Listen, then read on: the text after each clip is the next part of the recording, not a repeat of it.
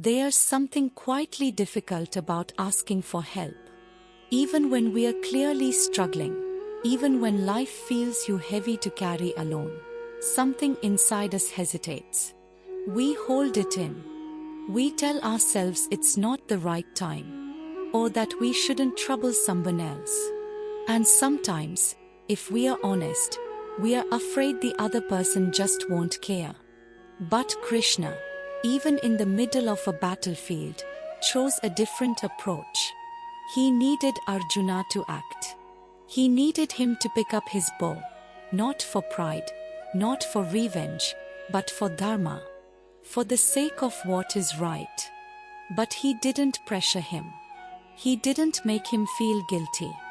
He didn't raise his voice or demand obedience. Instead, Krishna spoke to something deeper. He spoke to Arjuna's very nature. He reminded him, "You are a warrior. This isn't about me. It's not even just about them. This is about you. About who you are at your core, when all fear and confusion are stripped away." And that changed everything. Because people rarely change just because you ask them to. They change when something within them wakes up. When they are reminded of what they already are. Not out of pressure. Not out of fear. But because it feels honest. It feels like coming back to themselves.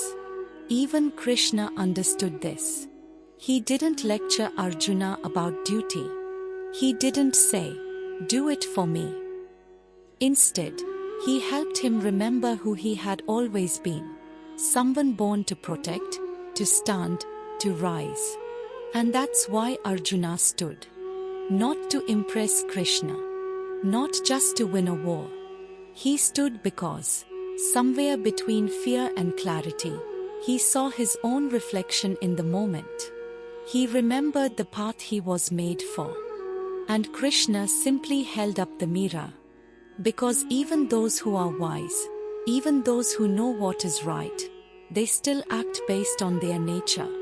Not because they are forced to, but because something inside them aligns.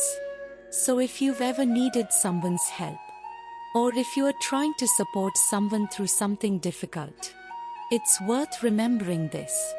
People don't move forward just because you want them to. They move when the path feels familiar. When it doesn't feel like pressure, but like a return. When it feels less like a demand, and more like coming home. They move when you speak, not to their fear or to their guilt, but to who they are underneath all of it.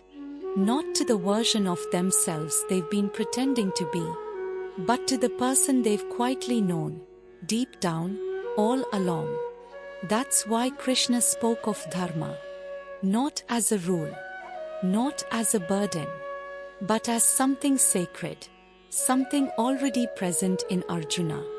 Because dharma isn't just about what you are supposed to do. It's about what you were designed for. It's not about pressure. It's about alignment. And when someone reminds you of that, gently, without force, something in you softens. You stop resisting. And even in moments of fear, you feel pulled toward that quiet, steady part of yourself. That's what true leadership looks like. It doesn't control. It doesn't push. It reminds. It sees you clearly and simply says, "This is already in you. I'm just helping you notice it." That's not control. That's trust. And that's what Krishna gave Arjuna. Not an order to fight, but the space to remember why he ever picked up a bow in the first place. So if you are trying to reach someone, or if you are feeling lost because they won't respond the way you hoped, maybe it's not about asking harder. Maybe it's about asking differently. Instead of saying, "Do this for me," try asking, "Doesn't this sound like you?" Because when someone sees themselves in the choice, when the decision speaks to something true inside them, they don't feel forced. They feel seen. And in a world that's always trying to shape us from the outside, there's something incredibly powerful about remembering who you really are and finally acting from that place. So whether you are leading, loving, or just asking someone to walk with you, don't speak to their fear. Speak to their nature. Because even the wise, even the strong, even those with clarity, still act according to who they are inside. And the moment you help someone reconnect to that truth, they'll often surprise you. Not because you changed their mind, but because you helped them return to it.